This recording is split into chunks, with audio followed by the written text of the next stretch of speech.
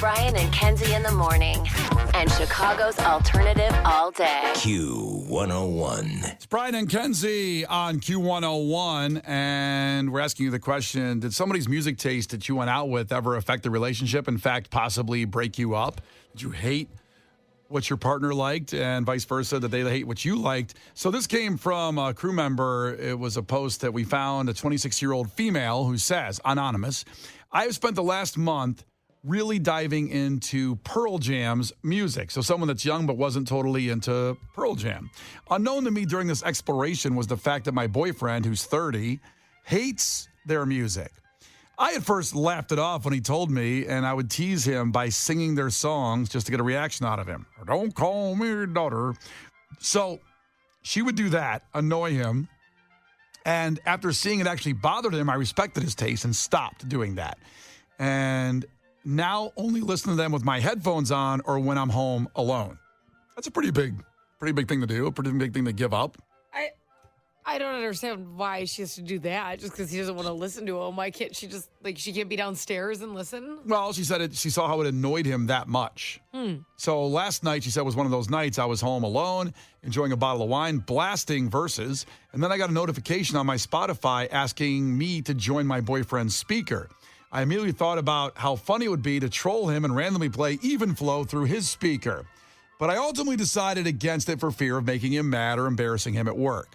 When he got home, I told him about my potential prank, and he just blew up, saying he had just walked in the door and didn't want to be bombarded with the worst band ever. He went on for several minutes just crudely bashing Pearl Jam, Eddie, and calling me an idiot for being their fan. It was pretty rough.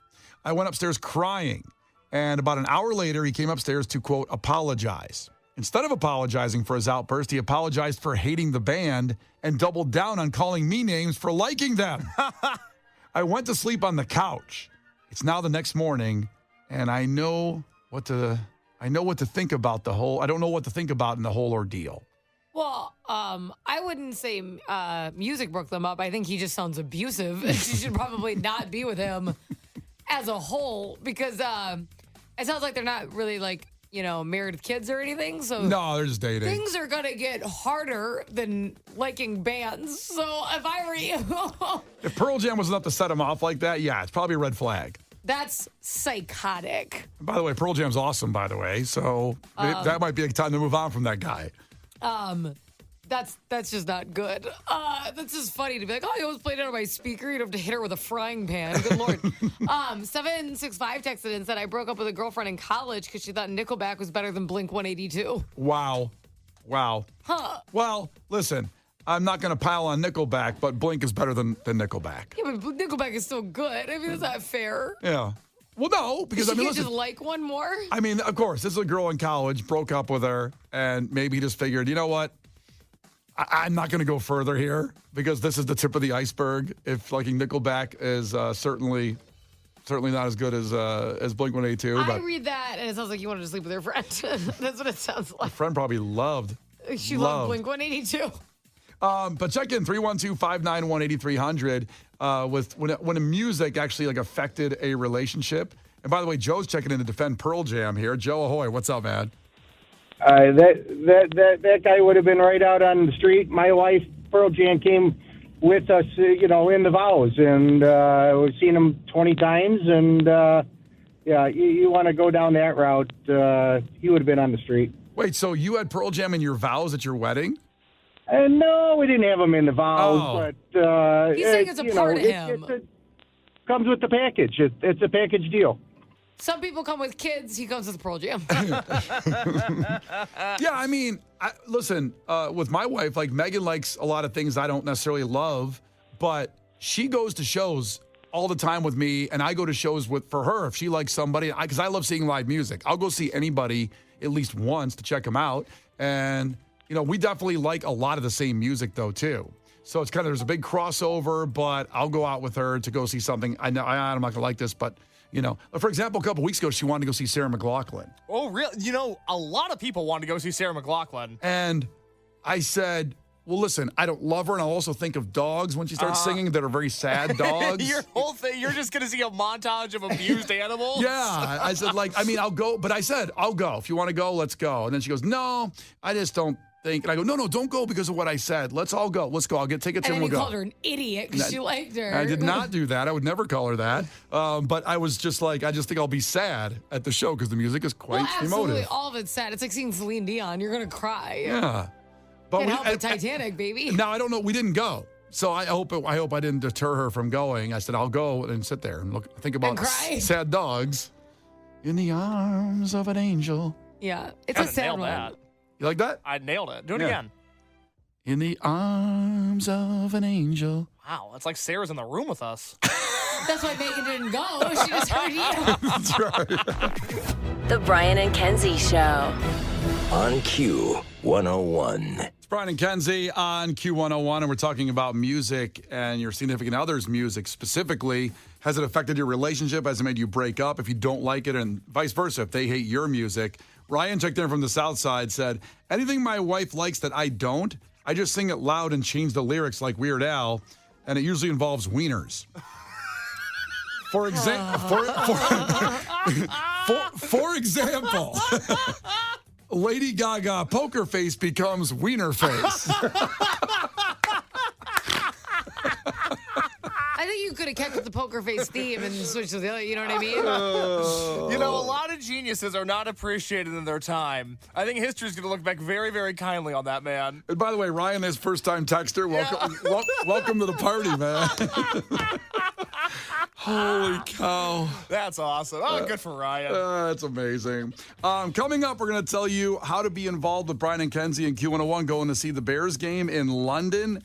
It's true. We have it all set up for you. We'll give you all the information in 4 minutes after the Chili Peppers. Brian and Kenzie on Q101. The Brian and Kenzie Show. On Q101. The Brian and Kenzie Show. On Q101. Brian and Kenzie on Q101. And we're talking about music with your significant other and how whether you hate it or like it, or it affects your relationship either way because they don't like your taste in music. And Case, you had a story you wanted to share on this somewhere? Well, I'm not saying the guy from the original post that we read regarding Pearl Jam is correct, but I do understand where he's coming from. And I need everybody to answer the question. Tell me if I'm wrong, okay? Mm-hmm. I was with a girl for a few months, and I liked her, and I thought she was cool. We didn't have a ton of the same music taste, but there was enough overlap there to where it wasn't torturous. You know, we weren't on completely separate planes. A few years ago, the Hella Mega Tour was coming to Wrigley Field. Weezer, Fall Out Boy, Green Day. Amazing tour. Good stuff. Good stuff. And Green Day, we all knew was playing last on that show. So I told her, I said, well, I can get us tickets. You know, do you want to go? And she was like, yeah, you know, I want to go, I guess, to see Weezer, but I want to leave before Green Day. I said, you want to leave before Green Day? I don't understand why. And she said, well, I don't really care for Green Day. I would much rather just listen to the American Idiot musical that came out. Oh, my God. And I was never attracted to her again. And we were together for a little bit while longer, and years later now, I've never shaken the fact that she would rather listen to, for those that don't know, there was an American Idiot musical that was on Broadway that she would rather listen to that over Green Day. It's never made sense to me. It's always thrown me a little bit off kilter, and it killed that relationship dead in its tracks. Okay. In fairness, you went to Columbia. Was she like a musical theater student? She did not go to Columbia, and she was not a musical theater Okay. student. That opens up a whole other can of worms. I was going to say, like, she's by her passion, and you're not, like, in fairness. Good investigation question, Kenzie. You're just crapping all over her lifelong dream. What else do you like? You know, I don't know, Chicago, Mamma Mia. He spits on her. It's like, well, she just likes it. No, I don't know. I mean, if that's your passion, I don't know. Not for me, but especially the Green Day thing. I was really thrown off by that. Yeah, she likes Metallica, really, and stuff. And the Green Day musical, which might be amazing. I've never seen it. And It's maybe probably not. really good. Like I can't imagine it is. Rock of Ages was awesome. I didn't see that. And that's like all like it just literally tons of music from like the 80s and 90s, Yeah. etc. Like but used into like a story, and it's so good. And they actually hired a lot of those old hair metal guys. Some of them were in that musical, playing instruments and I stuff. heard the movie's not good. I have not seen the movie, but it on Broadway is very good. All that being said, you should stick around for Green Day at Wrigley Field. That's what I'm saying. I'm not saying you gotta love them. She sounds like she has taste. No, I don't know. Like, the musical, it was probably phenomenal. You don't need a Green Day tattoo, but maybe stick around for them. Green Day Pumpkins, of course, at Wrigley Field with Rancid coming up about less than 2 months away. She's only going to go for Pumpkins and Rancid. Right. She's going to go see Rancid and then watch the Pumpkins, then leave for Green Day and head over to of course. Murphy's for a beer afterwards. God, that was upsetting. I never looked at her the same way again. Sounds like it's holding with you a little bit. It I is. think you're still mad. Like you're in a happy relationship now for 2 years, I think. I love it. And he wants to punch through a wall. You're moving in with your girl. I know. Well, she likes Green Day. She respects them. Yeah. No musicals in our house, I tell you what. Oh, Oh, God. wow. You sound controlling. No musicals in this Not house. in this house. Not your joy. Not in my house. I like this one text, though. Because this Bex texted and said, free jazz makes me angry. Amen. Okay. He's basically just saying, like, I get where that guy's coming from because if free jazz was in my house. That's amazing. And by the way, being someone that's an aficionado of some jazz music out there, not all of it, but some of it, What about free jazz? it's not the opposite effect is supposed to happen. You're not supposed to get angry listening to jazz. Jazz makes me anxious. It just goes nowhere. Okay, I'm not. In contrast, it goes everywhere, which I find confusing. I'm not going to turn this into me defending jazz for some reason. You didn't wake up and roll out of bed today wanting to do that? I did not expect to die on that hill today. But there's a lot of great artists out there that I enjoy. In the meantime, you can enjoy coming to London for Bears Jaguars with Brian and Kenzie on Q101. The trips are moving. We want to pack the place. So go to Q101.com/London for your chance to get not only the game and not only a flight and not only a hotel, but a lifetime experience in London, whether you've been there or not. Because this certainly will take you around to the food and the drink and everything else. Premium hotel, premium seats, exclusive experience at the Bears game in London, which may never happen again. Let's be honest. These things get scheduled, and then every year different teams are picked for things. This may never happen again. Do not miss it if you are a diehard Bears fan and mainly just someone that looking for a trip that changes your perspective on life. That's what this will be. So Q101.com/London has all the information. The Brian and Kenzie Show. Q101. Mumford & Sons. I'm Brian and Kenzie on Q101. And today is I can't believe this was a year ago. Pouring one out, sad anniversary of 1 year after that Titan submersible implosion when they went down to see the Titanic. All those very rich people got on the sub made by another rich guy, and then they were never seen again. The thing basically imploded, and they really still don't, a year later, have any specific answers about what happened. Well, when things explode, it's hard to... I mean, yeah, they did find the wreckage of it, and they brought it up. I mean, when you were seeing the documentaries after it went down, he was controlling it with a $30 Logitech gaming controller to send it down. And you're like, well, these people paid like, what, $20 million to get on the thing or Just something? about, yeah. And then that's what you got. And he goes, no, you don't need any more than this. Well, it didn't come back up. Well, I don't know if the Logitech controller was as big of an issue as just the entire construction of the machine they were going down in. I still have some Logitech controllers from like 20 years ago, and they still Well, work. you could drive a sub. There you go. They still work. Brian, get down in the ocean. Put them No. to good use. I don't know how you have that sense of trust, especially people that have made a lot of money. Somehow they did that smartly, I would imagine, getting on and then seeing that and going, so we're going down in this thing. Why didn't someone have the common sense to say, I don't know about this. I don't know if it's going to work. I don't need to see the Titanic that bad. No, what I love is in the fallout of this. Rich guys have such interesting brains because they don't filter common sense the way that we do. I think about this with jersey sponsorships a lot, where, the first company that put their logo on a sports jersey, the fans were like, well, we hate this. This ruins the jersey. And then every other billionaire was like, what if I put my company on a jersey? They don't process things right. This has become an entire industry of people now racing to be the next person to take a submarine down to the Titanic in the aftermath of this explosion, as you said. Well, why not? Who does, $1 billion? They're like, well, let me show you how to do it right.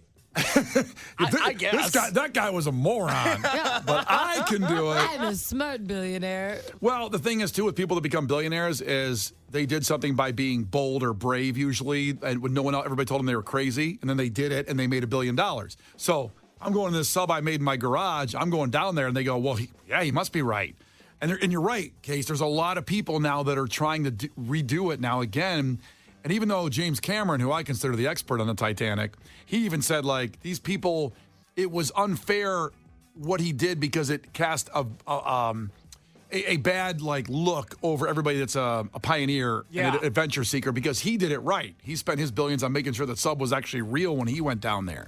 Real submarine. I like that that's where we're at. He used, like, a legitimate one. When I saw the video of that Titan sub, I'm like, I wouldn't. Well, that's what happens when you go on Groupon and get a Titanic diving session. It's not good. Like, I wouldn't just go stroll around Lake Michigan on that Titan sub when I saw the video of how that thing looked and worked. The problem is a submarine is one of those things you don't really know what it should look like, though.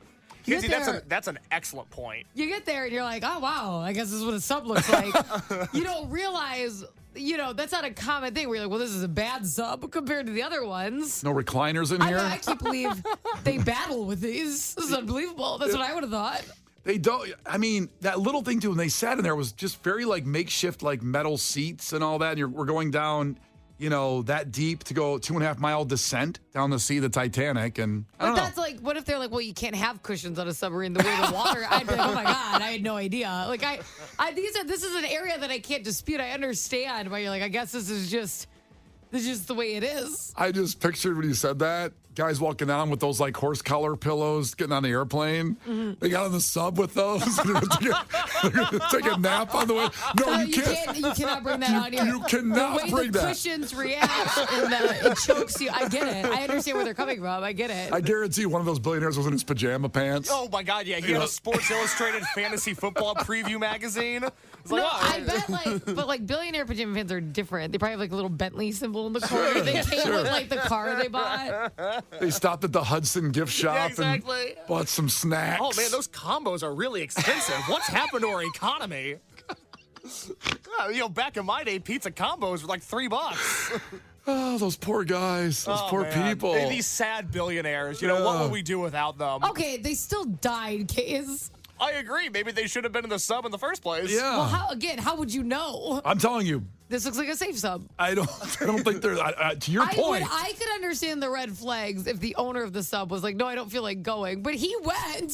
Well, that's true. I get why you're like, well, obviously, if this guy is willing to come. I mean. I'd feel like that is another reason. I'd be like, all right, well, this must be what subs look like, and the owner wants to come. The owner wants to come along on the ride. Yeah, it's fine. What if everybody got on, and then he took a step, and he goes like, hold on. You know what, guys? I got a text here I got to answer. You guys go ahead. See, that'd be a red flag. That would be a red flag. Brian and Kenzie in the morning. And Chicago's alternative all day. Q101.